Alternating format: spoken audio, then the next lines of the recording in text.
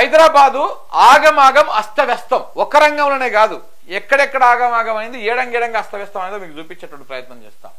సిటీలో చినుకు పడితే చెరువులే, నాలాలు డ్రైనేజీలు క్లీన్ చేయరు. వీళ్ళ ఫలితనం ఇది.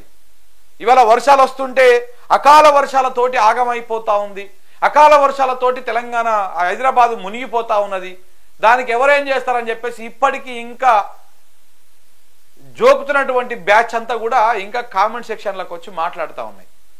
సిగ్గుతో తలదించుకోండి. ఇంకా తప్పును తప్పు అయినప్పుడు తప్పు అని ఒప్పుకోవడంలో అది ఉంటుంది. ఇంకా కూడా సమర్థించుకుంటా మేము అప్పుడు కాంగ్రెస్ పార్టీకి సపోర్ట్ చేసినాం కాబట్టి ఇప్పుడు తప్పదు, ఇంకా వాడు మంచి చేసినా లంగ పని చేసినా దొంగ పని చేసినా సపోర్టే చేయాలి కాబట్టి ఎవరైనా మాట్లాడుతుంటే అలా కిందికి పోయి గత పాలకుల పాపం, గులాబీలు చేసినటువంటి పాపం, గులాబీలు పాపం చేసిరనే వాళ్ళ గూబ గుయ్యి అనిపించి ఇంటి కడ కూర్చోబెట్టారు.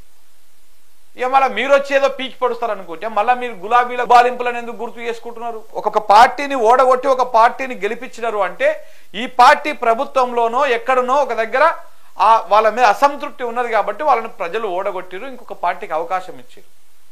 ఇంకా గత పాలకుల మీద తప్పు నెట్టేసి మీరేం చేస్తున్నట్టు 2 సంవత్సరాలకి వెళ్ళి తీయండి ఒకసారి.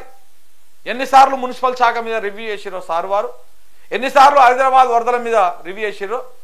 ఏదో ఇద్దరు నలుగురిని గన్మెన్లను వేసుకొని అడావుడి వేసుకొని ఆ ఒక బస్తీకి పోయి తిరిగి రాగానే సరిపోదు. అది డ్రామా, అది ప్రియార్ స్టంట్ లెక్క కనపడతా ఉన్నది. ముఖ్యమంత్రి గ్రౌండ్కే పోవాల్సినటువంటి అవసరం ఏం లేదు. ముఖ్యమంత్రి గారు మీ ప్యాలెస్లోనే కూర్చొని మీరు మంచిగా రిలాక్స్ మోడ్లోనే వండుకుంటా మీ కింద ఉన్నటువంటి అధికారాన్ని మీరు ఎప్పటికప్పుడు పర్యవేక్షణ చేయండి. ఏం చేస్తా ఉన్నాడు మున్సిపల్ కమిషనర్, ఏం చేస్తా ఉన్నారు? వీళ్ళందరినీ వెంటనే అది చేస్తే ప్రజలకు ఇబ్బందులు ఉండవు.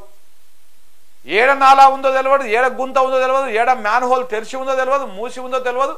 జనం ఆడంగా బండ్లు వేసుకోనో నడుచుకుంటున్నా పోయి అల్లవాడి ఇప్పటికి 5గురు చనిపోయారు. పాపం ఈ చనిపోయినటువంటి అబ్బాయి ఉన్నాడు చూసినావా, బల్కంపేట వరదకు కొట్టుకపోయినటువంటి యువకుడు ఉన్నాడు కదా, ఆ యువకుడికి రీసెంట్గా మ్యారేజ్ అయింది. ఒక 1 ఇయర్ పాప ఉన్నదనమాట. 1 ఇయర్ పాప 1 సంవత్సరం 2 సంవత్సరాల కింద మ్యారేజ్ అయితే ఇవాళ కుటుంబం అనాథ కుటుంబం అయిపోదా? ఏం దుర్మార్గమైనటువంటి పరిపాలన ఇది. ఎందుకు అంటే ఆయన ఢిల్లీకి పోయి కూర్చుంటాడు, ఏదో పెట్టుబడులు చేస్తారంట, ఏదో కట్టలు కట్టుకొని విమానం నిండుగా నింపుకొని తీసుకొస్తారంట. రాష్ట్రంలో ఉన్నటువంటి పరిస్థితుల మీద కనీసం సమీక్ష చేయకుండా ఇప్పుడు ఆ కుటుంబానికి ఎవరు అండగా ఉండాలి? వీరితో పాటు మొత్తం 4 కొట్టుకపోయారు ఈ వరదలల్లా. మాట్లాడదాం అన్ని. ఇగో సిటీలో చినుకు పడితే చెరువులే, నాలాలు డ్రైనేజీలు క్లీన్ చేయరు. రివ్యూ చేయని మున్సిపల్ శాఖ ఏడ చేస్తే చెప్పండి? గాడి తప్పినటువంటి ట్రాఫిక్ వ్యవస్థ. ఇక్కడ మున్సిపల్ శాఖ గురించి మాట్లాడదాం. ఈ రివ్యూ చేయని మున్సిపల్ శాఖ, ఆ మున్సిపల్ శాఖ ఎవరి దగ్గర ఉంది? మన రేవంతుల వారి దగ్గరనే, ముఖ్యమంత్రి గారి దగ్గరనే ఉంది ఆ శాఖ. మున్సిపల్ శాఖ నిర్వహించేటువంటి దమ్మున్నటువంటి నాయకుడు ఎవరు లేరు తెలంగాణ రాష్ట్రంలో కాంగ్రెస్ పార్టీలో.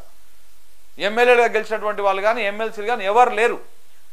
ఆయన మాత్రమే నాకే దమ్ముంది, నేనే మున్సిపల్ శాఖ నిర్వహిస్తా అని చెప్పేసి ఆ శాఖ కూడా ఆయన దగ్గరనే పెట్టుకున్నాడు.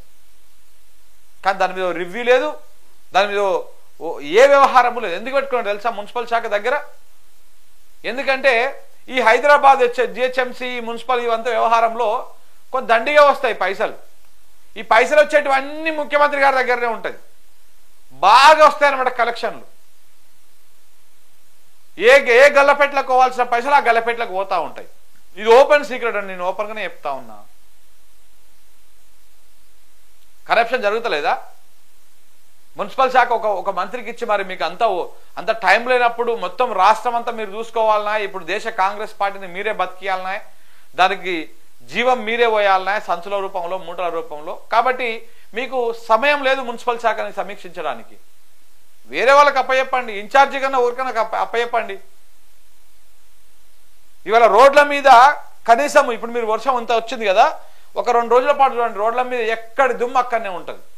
ఈ వరదలకు వచ్చేటువంటి ఇసుక ఇట్లా దిబ్బలు లెక్క ఏర్పడుతుంది. మనం ఈ హైదరాబాద్ దగ్గర చూసినాం రోడ్ల మీద, మనం ఓ వీడియోలో కూడా చెప్పినాం. మొత్తం ఆ నుంచి దాకా ఇసుక దిబ్బలు ఏర్పడ్డాయి. ఏది మన చెరువులలో వాగులలో వరదలు వచ్చిన తర్వాత ఇసుక దిబ్బలు ఏర్పడతాయి కదా, అట్లా ఏర్పడ్డాయి. క్లీన్ చేయలే ఒక 2-3 రోజుల దాకా. ఎందుకంటే కనీసం దాని మీద పట్టించుకుంటూ లేడు. కాంగ్రెస్ వచ్చినాక కరప్షన్ పెరిగిపోయింది భయంకరంగా. భయంకరంగా కరప్షన్ పెరిగిపోయింది. కింది స్థాయి అధికారి కాడ నుంచి మొదలు పెడితే పై స్థాయి అధికారి దాకా బాగా అవినీతికి అలవాటు పడ్డారు. చూస్తున్నాం కదా, 2023 డిసెంబర్ 3 తర్వాత ఒక్కొక్క అధికారి ఎంతెంత కరప్షన్ కి పాల్పడ్డాడో మనం కొత్తగా చెప్పాల్సిన అవసరం లేదు. ఆ 3 నుంచి 2023వ సంవత్సరము డిసెంబర్ 3 నుంచి ఇవాళ 19వ తారీఖు సెప్టెంబర్ 2025 దాకా ఒక్కసారి మీరు జరిగినటువంటి ఏసీబీ లెక్కలు తీయాలని తేలుతుంది ఏ రేంజ్లో అవినీతికి పాల్పడతా ఉన్నారో. కాంగ్రెస్ ప్రభుత్వం వచ్చినాక ప్రభుత్వ ఉద్యోగులకు రెక్కలు వచ్చినాయి. అవినీతికి ఇష్టం వచ్చినంత కరప్షన్ చేస్తా ఉన్నారు. పని పాత్ర పెట్టేసారు, అడ్డదారు సంపాదించుకోవడానికి దారులు చూసుకుంటా ఉన్నారు. మున్సిపల్ శాఖలో అదే జరుగుతూ ఉన్నది మొత్తం. దానికి ఇవాళ రోడ్ల మీద ఈ రేంజ్లో నీళ్లు నిలుస్తాయంటే కారణం, ఫస్ట్ కారణం మున్సిపల్ శాఖ నిర్లక్ష్యమే. ఆ మున్సిపల్ శాఖ రేవంత్ రెడ్డి గారి దగ్గరనే ఉన్నది. వాళ్ళు డ్రైనేజీలు చక్కగా క్లీన్ చేయక, వాటర్ చక్కగా పోక, వాళ్ళు ఆ రోడ్ల మీద ఉన్నటువంటి చెత్తా చెదారం ఊడ్చకపోవడం వల్ల ఎక్కడైతే వాటర్ పోవాల్సినటువంటి ఇన్లెట్లు ఉంటాయో అవన్నీ కూడా క్లోజ్ అయిపోయినాయి. క్లోజ్ అయిపోయి వాటర్ అక్కడ చెరువు లెక్క నిలిచిపోయి అక్కడ చెరువు లెక్క తలపించడము, అందులో పోయి జనం పడి అక్కడిక్కడ పోయి అందులో పడి ఆగం కావడము. దీనికి కారణం 100కు 200% మున్సిపల్ శాఖనే. దాంట్లో ఎలాంటి అనుమానం లేదు, ఎలాంటి అనుమానం లేదు.